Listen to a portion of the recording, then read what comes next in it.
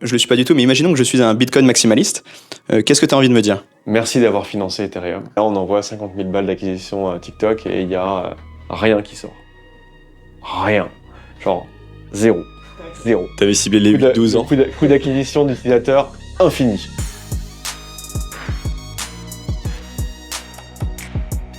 Donc bonjour à tous, bienvenue sur Blockwave, le média qui vous permet de surfer sur la finance décentralisée de façon plus éclairée. Aujourd'hui, on interview Jérôme Detichet. Bonjour.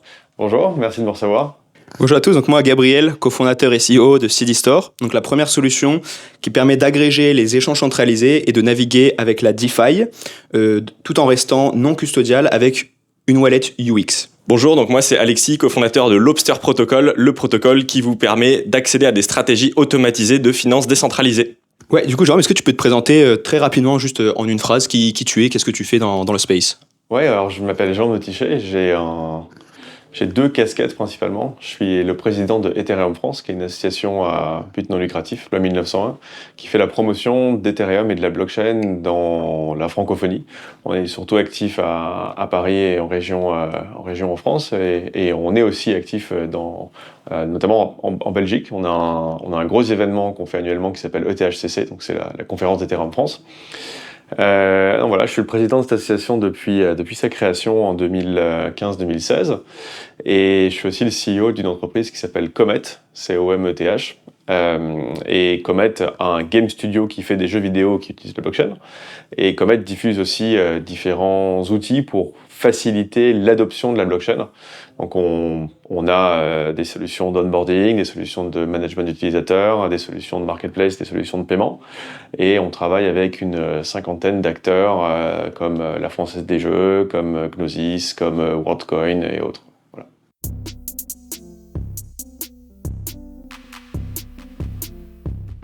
Ok, super clair, c'était déjà assez développé, merci. On reviendra si tu veux bien justement sur le parcours de Comet, qui je sais a eu pas mal de changements au cours du temps.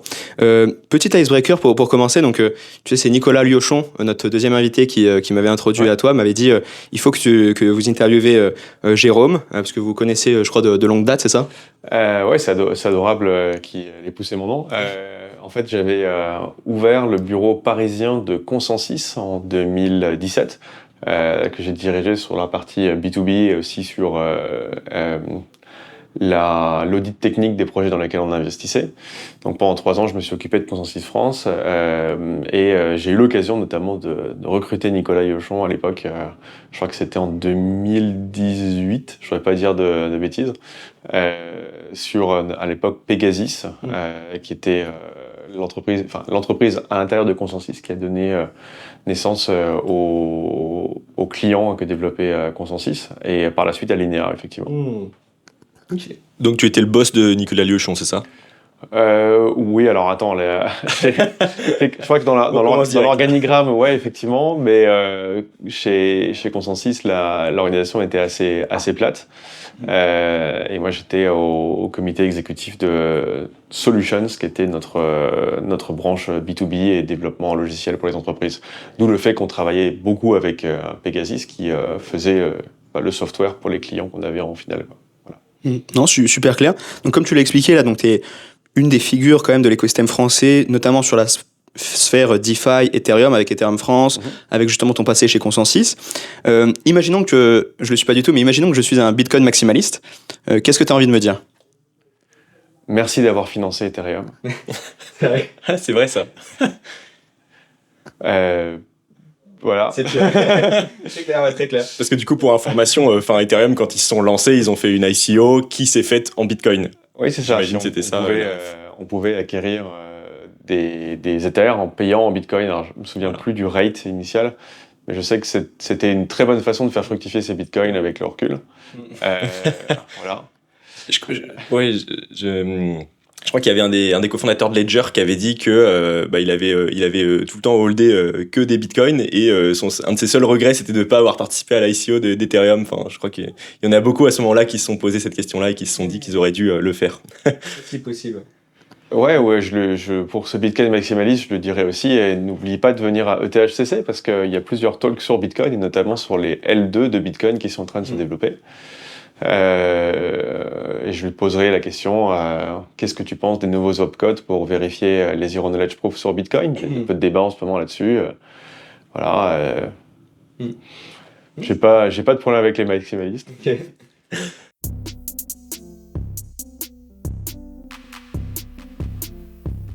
Bon, super, c'était le petit icebreaker. Comme ça, t'as pu voir un petit peu la mise en bouche de comment est-ce qu'on présente les choses.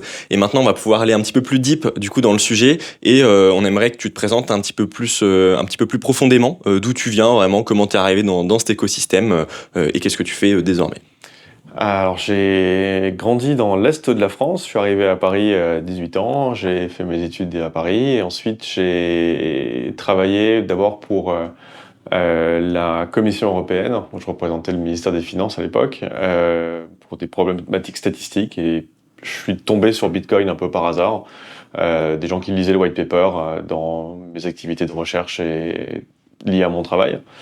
Ça m'intéressait, j'aimais bien construire mes propres ordinateurs. J'ai fait un peu de mining parce que je trouvais ça cool. Puis c'est devenu beaucoup de mining et puis j'avais des cartes graphiques et il fallait des FPGA ou des ASIC, donc ça marchait pas très bien mes activités de mining. Et j'ai découvert Ethereum comme ça en cherchant des protocoles à miner avec mes GPU.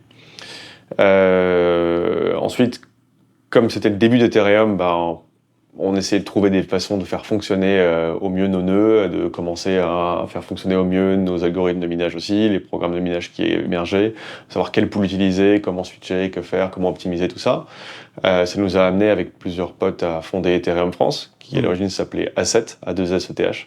Après on s'est dit, d'ailleurs As.et, ça appartient à Ethereum France. Okay. Si vous voulez, incroyable. As.et, c'est un truc qu'on va faire dès que le L2 de .et est dispo.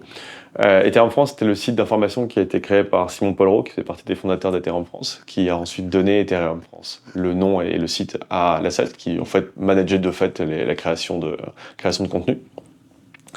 Donc mes activités au sein d'Ethereum France et mon évolution professionnelle m'ont assez naturellement porté à rentrer en contact avec des cabinets de conseil et autres qui s'intéressaient au sujet. Et puis, j'ai d'abord dirigé l'équipe blockchain de Ernst & Young pour la région IMIA, donc Europe, Moyen-Orient. Et puis ensuite, Consensus qui m'a dit tiens, on cherche à ouvrir un bureau en France, est-ce que tu as envie de venir l'ouvrir? Et je dis voilà. Et c'est comme ça que j'ai travaillé à plein temps, d'abord chez EY puis chez Consensus dans l'écosystème. Et après, je suis passé chez Ledger un peu avant leur série C pour les accompagner dans l'intégration d'Ethereum 2, faire un peu de restructuring. Et ensuite, j'ai créé ma boîte Comet. Voilà. Je remarque qu'il y a beaucoup de jeux de mots dans les as, et, comme, et, et du coup, certainement. J'ai pas comme.et. Ok, parce que du coup, tu nous en avais donné un en avant-première également, juste avant l'interview, qui est peut-être un de tes projets, Just Do It. Donc je me dis peut-être que tu as d'autres jeux de mots avec Ethereum. Pour ETHCC, la conférence qu'on fait donc en juillet à Bruxelles, on a un booth avec Comet. Et on fait une petite opération pour montrer un peu notre savoir-faire et faire une activation un peu chouette. Donc si vous allez sur le site justdoit.cc, justdoit.cc, vous allez voir une petite expérience utilisateur qui est assez sympa et à la fin vous allez peut-être repartir avec un super t-shirt et des super stickers et tout. Voilà, allez voir. Je me rends compte avec le recul que notre comment on traduit brand awareness en français déjà, Ouais, enfin notoriété de marque. Ouais, c'est ça, exactement. La notoriété de marque est pas super, est pas non plus extrême par rapport à d'autres Américains et autres. Mais ouais, j'aime bien les jeux de mots avec du at à l'intérieur, des trucs comme ça. Ça marche pas forcément très bien. Bon, vu qu'on fait du B2B, c'est pas trop grave. Mais voilà, comme at et Just Do It ici, c'est cool. Et à bientôt, du coup, l'acquisition com.et. Alors, ça va être super compliqué. En fait, il est vraiment super cher. Super cher. Ouais. Bon, on a as.et. À l'époque, sur... c'est quoi le fin mot de l'histoire? C'est que le projet Ethereum Name System était annoncé par Nick Johnson à Shanghai en 2016. Et donc, il explique, on va faire un name system pour ça. Nick avait bossé pour différents providers de DNS. Il était très impliqué dans les protocoles très bas niveau au niveau de la World Wide Web Foundation. Donc, en fait, il dit, OK, on va faire un truc de naming pour Ethereum. Ça va s'appeler .et. Vous allez louer votre domaine, vous allez l'avoir pour X temps, et puis si votre domaine il est pas trop demandé, c'est pas cher. Plus votre domaine est petit, plus on va commencer les enchères et tout. Et pour les trucs à 3 lettres, on va essayer de les réserver et trouver un moyen de pas les distribuer à des squatters, quoi. Et donc nous on a évidemment posé la question, salut, en fait, nous on est l'association Ethereum en France, ça s'appelle Asset, est-ce qu'on pourrait l'avoir? Donc voilà, et on s'est retrouvé, est-ce qu'on pourrait avoir As.et? Et on s'est retrouvé dans la documentation initiale de Ethereum Name System sur, par exemple, si vous êtes l'association Ethereum en France, asset.fr, vous pouvez prouver une antériorité avant tel truc, donc vous avez aide dans votre nom, donc vous pouvez claimer le truc. Et du coup, as.et appartient à Ethereum France. Et souvent, je reçois quand les mecs font les relations entre les wallets, entre les trucs, entre tout ça, et arrivent à retrouver mon nom, machin, je me retrouve avec des DM genre, salut, c'est toi qui as As.et, tu pourrais le vendre, combien tu le vends et tout. Et pas à vendre, il appartient à l'association, voilà. Super anecdote, en tout cas, merci beaucoup. On n'a pas encore beaucoup de sous-domaines, je sais pas si tu veux, Jérôme.as.et. Par contre, si CDStore devient sponsor, ou Lobster Protocol devient sponsor de HCC, on accepte les paiements en crypto, parce que on est quand même une association crypto, et les paiements en crypto, vous les envoyez à trésorier.as.et. Donc trésorier.as.et, c'est l'adresse du cold wallet de l'association, et vous allez d'ailleurs vous pouvez voir publiquement, si vous êtes membre de l'asso, nos adresses sont publiques, trésorier.as.et aussi. Vous voyez, on a un CFO qui fait du yield management dessus et tout. On reçoit les paiements et les dons en crypto là-dessus. Super, très, très bon à savoir, merci. Envoyez des dons. Super intéressant, là. Très, très, très belle anecdote. Hein. On ignorait ça. Maintenant, on aimerait parler un peu plus de Comet. Donc, est-ce que tu peux nous expliquer comment tu es venu à créer Comet, quelle était la réflexion derrière avec tes cofondateurs, et après, rapidement, faire quand même la jeunesse, parce que je sais qu'au début, vous étiez quand même focus sur la GameFi, comme le montre votre branding également, le logo, etc. Donc, on est très curieux d'en savoir un peu plus. Oui, bien sûr. Alors ça vient déjà d'une passion. Moi, j'ai commencé à jouer aux jeux vidéo quand j'avais 5-6 ans avec ma Nintendo NES. J'ai eu la chance d'avoir des parents qui divorçaient quand j'étais très très jeune. Du coup, ils se sont dit, qu'est-ce qu'on va faire ça va être difficile pour lui, on va lui acheter une console de jeux vidéo. Très cool. Des parents qui se disputent plus puisqu'ils sont plus ensemble, mais en plus, t'as une console. Donc j'ai beaucoup joué. Perdu, de retrouver. Voilà, exactement. Alors, c'est exactement ça. Donc, là, c'est une mauvaise blague peut-être. Etc. Et jusqu'à jouer sur console, sur PC et tout. Donc j'ai beaucoup joué aux jeux vidéo et je joue encore beaucoup. Et ma femme me disait tout le temps, ça suffit, tu joues trop aux jeux vidéo. Tu pourrais pas trouver un truc jeux vidéo et blockchain, franchement, là, tu pourrais mettre tes 2 passions et arrêter de jouer aux jeux vidéo à la maison et tout. Et effectivement, maintenant, je joue quasiment plus aux jeux vidéo à la maison. On a 3 enfants, donc j'ai un peu moins de temps libre, mais ça me permet de jouer aux jeux vidéo un peu au bureau, quoi. Donc, en 2019-2020, je réfléchissais à des concepts de jeux qui utiliseraient la chaîne. Quand j'étais chez Consensus, on avait des mini-jeux aussi qu'on avait développés pour présenter la blockchain aux gens, pour montrer à des élèves en école d'ingénieur, tiens, regarde ce qu'on peut faire, venez bosser chez nous et tout. Et je trouvais que c'était une bonne application de cette technologie. Au-delà de dire simplement, en fait, on tokenise des assets financiers, ou alors on recrée des mécanismes financiers et on spécule sur nos jetons, des trucs comme ça. On pouvait aussi utiliser la chaîne pour augmenter l'expérience des joueurs, leur donner une expérience socio-économique à travers un jeu, leur créer une permanence des assets du jeu d'un jeu à l'autre, donc de l'interopérabilité entre les jeux, avoir une sorte de profil de joueur qui est transportable d'un jeu à l'autre, pouvoir créer une expérience de jeu qui dépend de ton profil. Ah tiens, tu joues beaucoup à des jeux d'Heroic Fantasy et tu as cette épée, en fait on va lui donner une existence, tout ça, jusqu'à inventer des nouvelles formes de jeu, ce qui est, je pense, ce qu'on n'a pas encore vraiment complètement exploré côté blockchain et gaming. Tu vois, des jeux qui sont autonomes et qui ont la permanence de la blockchain parce qu'ils s'exécutent dans la chaîne, mais ça demande de faire le jeu complètement on-chain pour arriver à là. Donc il y a des complexités aussi à dépasser là-dedans. Et je voulais faire un jeu. J'avais un peu de sous de côté après mes différents départs de boîte et tout. Et je me suis dit, j'avais bien envie de financer un premier jeu pour faire ça, pour voir ce qu'on peut faire là-dessus, quoi. Et j'ai eu la chance de trouver une équipe qui était disponible pour ça et qui cherchait un nouveau truc à faire. C'est pour ça que j'ai rentré mon CTO, Vincent Le Gallic, ou notre VP Engineering, Fred De Matos. Et on s'est dit, tiens, vas-y, on a qu'à faire un jeu qui est complètement on-chain, et on va essayer de lier ça à du DeFi, comme ça, il y a des trucs à gagner dans le jeu, quoi. Donc on a un peu packagé tout ça, et on s'est dit, tiens, let's go, on va faire quelque chose comme ça. Et je pense qu'on a eu la chance de sortir vraiment au bon moment. On était le premier jeu qui était fully on-chain en même temps que Dark Forest. C'était le début des vagues de NFT, donc en plus les 2000 et quelques vaisseaux qu'on a vendus sont bien vendus. Aujourd'hui, ils sont retournés à leur prix d'émission, donc voilà, ça c'est plutôt une boucle positive, quoi. Et on a continué à refaire des jeux autour de ces mêmes assets. Et ce premier jeu et ce premier succès nous a vraiment pointé plusieurs choses qu'on aurait aimé faire mieux. Quand on lance ce jeu en disant c'est juste un one-off, on a une centaine de milliers d'euros de budget et puis on verra bien ce qui se passe, et qu'il y a un succès, on se dit tiens, on a envie d'en refaire un autre, quoi. Mais si on devait le refaire, comment on le ferait différemment? On aurait moins de dettes à gérer, on aurait un truc plus évolutif, un truc plus ouvert et tout ça. Et ça nous a amené à aller voir du venture capital et dire voilà, on cherche à lever de l'argent pour créer des outils pour que les jeux vidéo soient plus faciles à développer, fonctionnent mieux, onboard mieux, acquièrent mieux, plus facilement des joueurs. Et on va mettre le pied à l'étrier en se disant développons notre jeu avec cette nouvelle technologie qu'on va travailler le long du chemin, quoi. Et donc après, ça nous a lancé en 2022 et 2023 à développer un nouveau jeu qui est Cosmic Battle maintenant, qui est disponible sur Epic Game Store, allez voir. Un des TCG les mieux notés d'Epic Game Store, on est à 4,5 sur 5 actuellement. Et tu vois le parcours entre un jeu web qui est live sur Polygon, où tu as besoin d'avoir un wallet, où à l'époque même les social logins étaient vraiment pourris, quoi. C'est-à-dire que tu avais un pop-up avec 5 étapes dans le pop-up avant de pouvoir te loguer.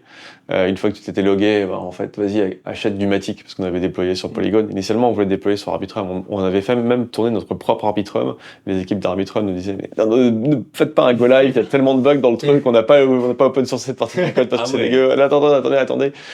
Ils devaient go live en janvier et ils ont repoussé à juin. Non, il faut vraiment qu'on go live. On a vendu les NFT, maintenant on va déployer le jeu la semaine prochaine. Bon, finalement on est parti sur Polygon, qui n'était finalement pas un mauvais choix, parce qu'il y a eu tout un tas de vagues d'acquisitions sur Polygon grâce à ça. Donc on a parti d'un jeu web où tu t'onboardais avec ton wallet, et des campagnes d'acquisition qu'on a essayé de faire en disant venez jouer à notre jeu, voilà, regardez TikTok avec un influenceur, venez jouer à notre jeu et tout. Les mecs, ils arrivaient sur la page, personne n'installait de wallet, même les pop-up, Web3os et compagnie, les gens étaient là, genre, qu'est-ce que c'est que ce bazar? Puis comment ça, maintenant que j'ai installé mon wallet et tout, il faut que j'achète de la crypto sur Ramp, mais comment je prends une photo de moi avec mon passeport, mais délire. Revenez dans 5 jours pour acheter votre truc. Le mec, il a perdu, enfin, bref. Tout ça, on est parti de là, et maintenant, on a un onboarding en full account abstraction sur Epic Game Store, où tu vois pas la blockchain jusqu'à ce que tu aies envie de la voir, quoi. Donc ça a été quand même pas mal de boulot, quoi. Du coup, vous avez des utilisateurs qui sont purement Web 2? Ouais, aujourd'hui, on a regardé notre base d'utilisateurs, on a 35% qui sont des gens qui jouaient à l'alpha qui était sur Polygon, donc des pure players Web3, quoi, des gens qui ont un MetaMask avec des meme coins dessus, quoi. Et le reste, c'est du joueur Web2 qui est venu parce que il a vu un YouTuber parler du jeu et jouer au jeu, il a vu une publicité où il a entendu parler du jeu, et puis alors un pote lui a dit tiens, c'est cool, il y a des cryptos là-dedans, tu devrais regarder, il connaissait pas. Voilà, maintenant il l'a, quoi. Et toute la stack technique qu'on a développée pour ce jeu, en fait le jeu est développé sur Unity, mais on a développé des librairies Unity qui permettent de facilement intégrer la blockchain dedans. Donc la partie account abstraction, la partie user management via l'account abstraction ensuite, un indexeur qui est spécialisé pour les actifs du jeu et les actifs que tu peux déplacer dans le jeu, donc ERC20 et ERC521 et 1155.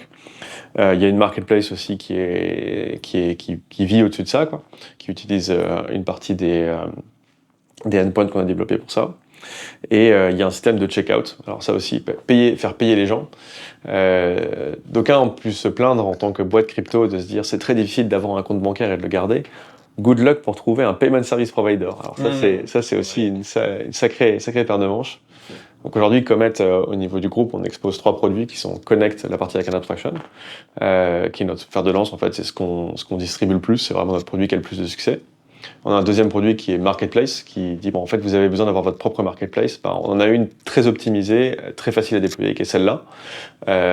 Donc là-dessus, on n'est pas directement en concurrence avec des mastodontes du système, mais voilà. Nous, on fait du spécialisé pour des applications, en fait. Et on a un système de checkout qui est, genre, tu veux vendre de la crypto, éventuellement, ça dépend de ta région, et des NFT avec la carte bleue.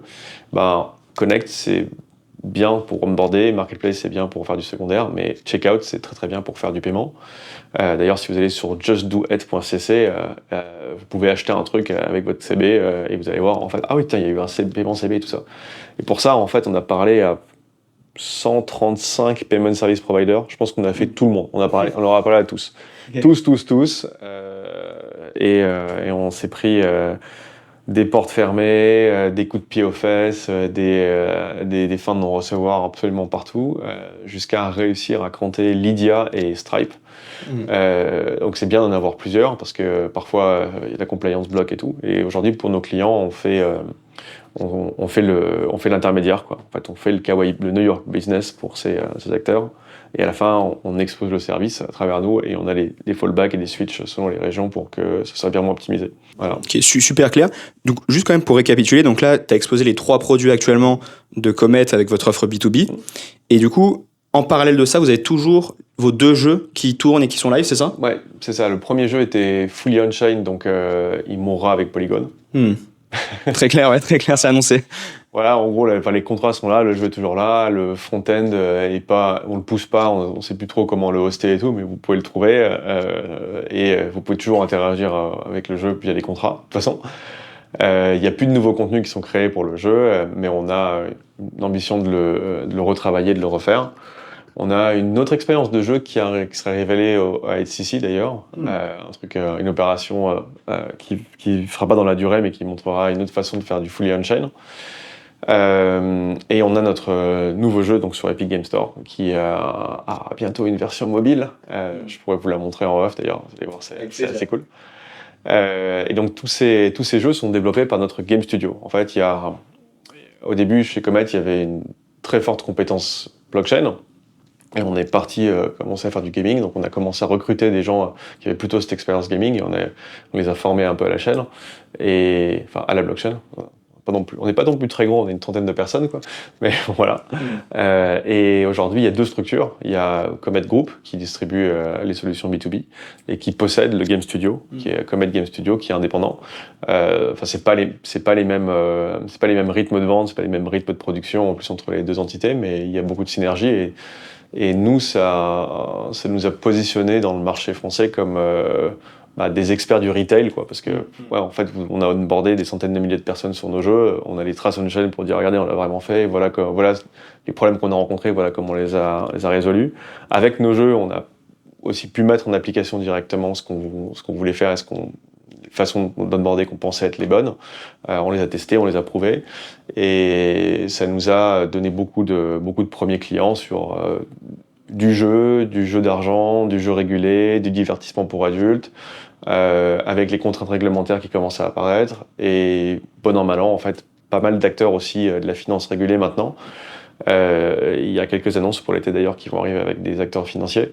Donc on fait le pont entre vous voulez faire du super méga retail, ultra casu, vidéo game et tout, en fait il y a une bonne solution qui est dispo en application native, qui est dispo en Unity, tout ça avec Comet, et notre expérience gaming nous porte là-dessus. Et quand tu commences à faire ce genre de choses sur du retail, tu tombes forcément dans des trucs de régulation assez chiants, notamment des problématiques de PSAN et tout ça. Et on est aussi un bon acteur à qui parler pour des acteurs plus finance régulée traditionnelle et tokenisation real world asset aussi. Super intéressant en tout cas d'avoir vraiment dig sur Comet et justement vos différentes facettes. Juste une petite question avant de passer sur ton why personnel, on va un peu plus s'intéresser à toi. Est-ce que tu peux nous en dire un tout petit peu plus sur la fondation Ethereum France que tu représentes également, et une question en particulier, quelle est la part parmi toutes vos activités de ETHCC, parce qu'on connaît tous cet événement? Est-ce que vous faites d'autres choses, et voilà, si oui, lesquelles? Ouais, donc on est une asso qui existe depuis, qui est active depuis 2015 et qui a été enregistrée en 2016 de mémoire. Et notre activité initiale, c'était d'organiser un meet-up monthly. Donc sur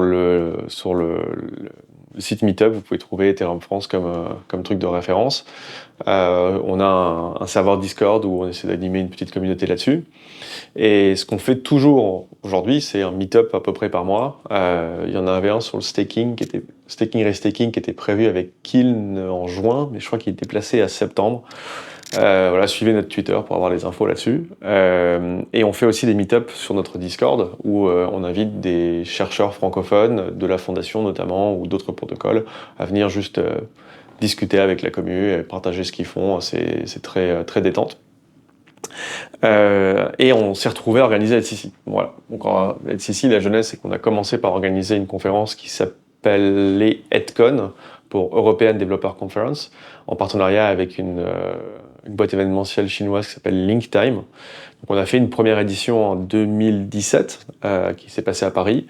Et à l'issue de cette édition, LinkTime nous a dit nous, on aimerait porter EdCon partout dans le monde et faire Ethereum Developer Conference au lieu de faire European Developer Conference. Et nous, on trouvait que c'était dommage d'avoir que des conférences qui faisaient des tournées, en fait, changer d'année en année, et qu'il y avait potentiellement de la place pour dire, venez, on fait un même truc, enfin, on fait un truc tous les ans à Paris, ou à peu près dans la même région, à peu près à la même période chaque année, quoi.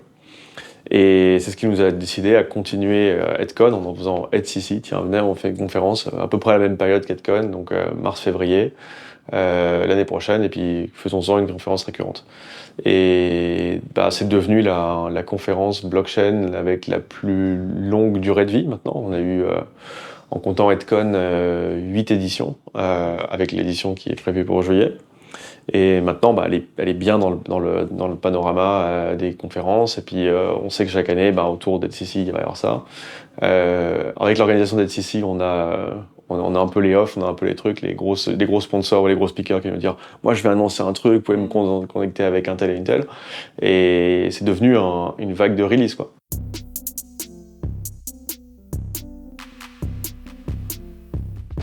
Top, merci pour toutes ces informations en tout cas concernant Ethereum France. On va passer sur une autre partie du coup de la vidéo qui est un peu ta partie why, c'est ce qu'on appelle. Donc, en fait, nous on aime bien dans nos interviews connaître aussi un peu la personne, toi en fait, c'est quoi le lien entre toi, ta personne et ce que tu fais. Et du coup la première question c'est, mais on l'a vu un petit peu à travers ton passé, mais c'est quoi en fait la cause que tu défends en fait dans ce que tu fais au quotidien. C'est un peu en corrélation avec ta vision personnelle, mais qu'est-ce que tu défends, pourquoi tu te bats tous les jours pour ta boîte, pour Ethereum France, voilà. Déjà fondamentalement, j'aime beaucoup les gens avec qui j'interagis dans la communauté. J'aime beaucoup les gens avec qui je bosse. Ma femme est dans l'écosystème aussi, donc je vis la blockchain au jour le jour. Et maintenant, la quasi-totalité de mon cercle d'amis est de cette industrie, quoi. Donc en fait, voilà, je baigne dedans, quoi. Et j'y baigne avec grand plaisir, quoi. Je rencontre des gens merveilleux, et même pour faire des choses qui sont au-delà de la blockchain. Je fais beaucoup d'escalade et j'ai beaucoup de potes qui sont dans la blockchain côté escalade, quoi. D'ailleurs, Peter Sengeli, le mec de Get, est un très très bon grimpeur. Solide, mais c'est un truc de ouf, quoi. Enfin bref. Donc c'est juste que c'est presque ma famille maintenant, en fait, ces gens avec qui j'interagis, et ça fait maintenant une dizaine d'années, donc ça commence à durer. Je suis père de 3 enfants qui sont assez jeunes, et je suis persuadé que ils auront un wallet avant d'avoir un compte en banque. Et s'ils ont un compte en banque, il y aura un wallet dedans, quoi. Donc je suis content de participer à l'évolution et la maturation de cette technologie. Comme je disais, moi j'aime beaucoup la kind abstraction parce que je trouve que c'est une façon très simple de mettre un wallet dans les mains de quelqu'un.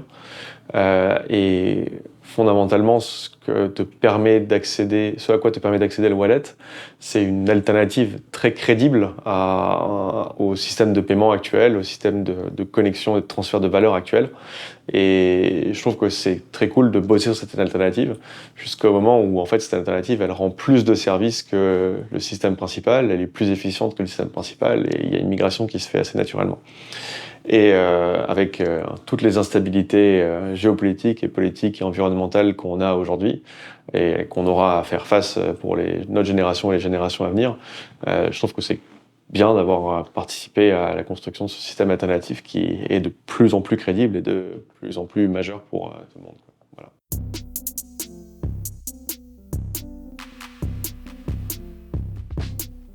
Super. Bon, bah merci. On va poursuivre un petit peu sur des questions un peu fun fact, donc aussi un peu en lien avec ta personnalité. Donc là, c'est vraiment détente. On va poser des questions un peu cash. On va voir un petit peu comment ça réagit. Eh ben super. Première question. Alors, est-ce qu'il y a un moment, voilà, dans ta vie où tu t'es dit, dans ta carrière, où tu t'es dit, waouh, là j'ai fait un truc de ouf, là je suis un boss. Quand j'ai dealé avec Joe Lebin pour ouvrir Consensus France, c'était un moment assez rigolo. Enfin, genre, il m'a dit, tiens, vas-y, c'est parti, ok, tu vas recruter combien de personnes, tu peux venir avec qui, ok, d'accord.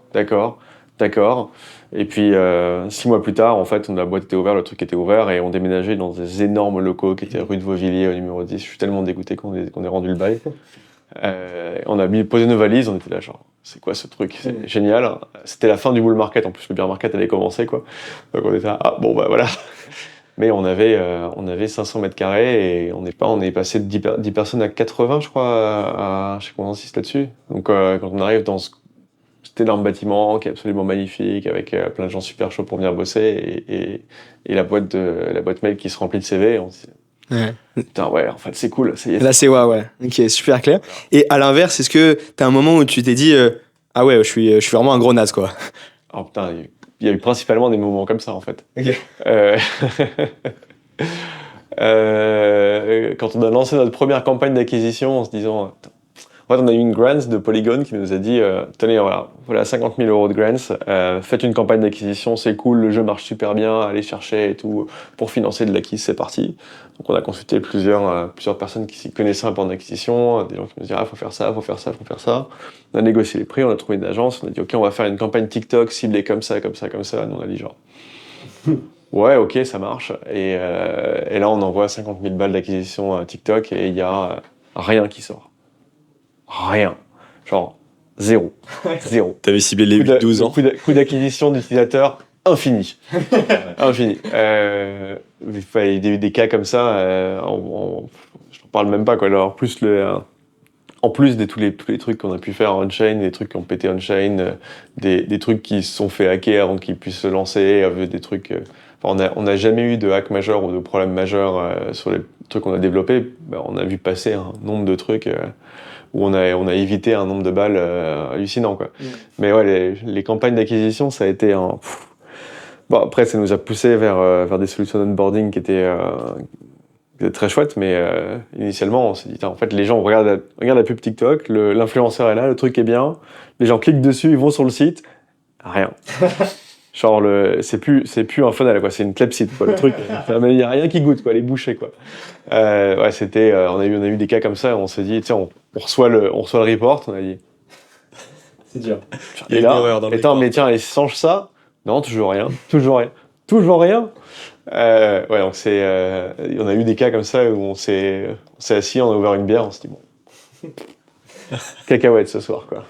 La bière était moins chère que la campagne.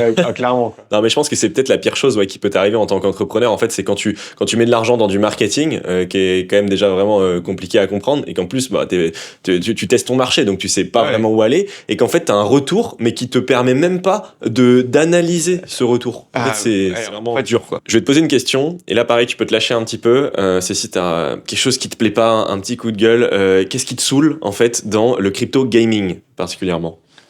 Le crypto gaming, oh, franchement, il n'y a rien qui me saoule dans le crypto gaming. Enfin, c'est plein d'initiatives différentes pour réussir à faire fonctionner cette technologie dont on sait qu'elles font des étincelles, quoi. C'est beaucoup de R&D, en fait, et c'est très chouette à voir, quoi. Moi, il n'y a rien qui me saoule dedans. J'adore suivre les différents chats Telegram de Autonomous World, de crypto gaming en général, de voir ce que les mecs essayent de faire, de voir les trucs qui ont marché, qui n'ont pas marché, nous d'essayer des trucs. Allez, un truc qui me saoule, ça a été longtemps le manque de... Comment le formuler correctement la naïveté par rapport à la technologie qu'ont pu avoir les développeurs du blockchain gaming du crypto gaming, qui venaient du gaming. Genre des gens qui étaient des pure players gaming et ils se sont dit « Let's go, on va faire de la blockchain !» Petits studios indépendants, voire même très gros studios, et qui ont été assez naïfs, je pense, avec cette techno, en se disant ouais, on prendra le premier truc qui passe, ou on prendra la première graine qui passe pour construire au-dessus d'une tech qui est pas du tout mature, et ou qui se disent non mais vas-y, on fait notre truc et ça on le met sous le tapis, de toute façon à la fin c'est juste une connexion de wallet et tout. Je pense que beaucoup ont énormément sous-estimé ce qui devait être mis en place pour que cette techno fonctionne bien. Et c'est pour ça qu'il y a un taux d'attrition qui était un peu supérieur, un peu supérieur, genre 15 fois supérieur, pour les projets blockchain gaming par rapport aux projets gaming en général, quoi. Et ça, je pense qu'il y avait en grande partie un manque de maturité et un excès de naïveté par rapport aux difficultés à intégrer et bien utiliser cette techno. Juste avant de passer au mot de la fin, dont on te laissera le plaisir de le prendre, est-ce que tu aurais un conseil à donner à un builder de l'écosystème crypto, que ce soit GameFi, DeFi ou n'importe quoi? Un débutant ou même un entrepreneur, peu importe son stage, par rapport à ton expérience, par rapport à ton passé? Le conseil que je peux donner, mon conseil, c'est de commencer par les hackathons. Commencez par des hackathons. Commencez par hacker, à vous frotter à du hack. C'est vraiment la meilleure école pour découvrir ce qui marche pas, et de se mettre vraiment le pied à l'étrier sur faire fonctionner les choses, quoi. Commencez par des hackathons. Allez-y, rencontrez d'autres builders, rencontrez d'autres trucs et commencez par des hackathons parce que c'est là que vous allez voir ce qui fonctionne et ne fonctionne pas. Ouais. Complètement. Super, merci. Juste avant du coup de terminer cette interview, on va te laisser un mot de la fin. Est-ce que tu voudrais dire une dernière chose? Adhérez à Ethereum France, c'est très important. Si vous voulez voir ce qu'on fait, vous pouvez aller sur Just Do ETH, en un mot, justdoit.cc, justdoit.cc. Just Do It CC, vous verrez une bonne expérience d'onboarding, une bonne expérience de mint, une bonne expérience d'achat d'NFT si vous voulez acheter un truc. Ça marche très bien. Voilà. Super, merci, le message est passé, adhérez à Ethereum France et allez voir du coup Just Do It. En tout cas, merci à tous de nous avoir suivis jusqu'ici. N'hésitez pas à aller en description de la vidéo du coup pour voir tous les liens qui concernent Jérôme et également Gabriel et moi-même.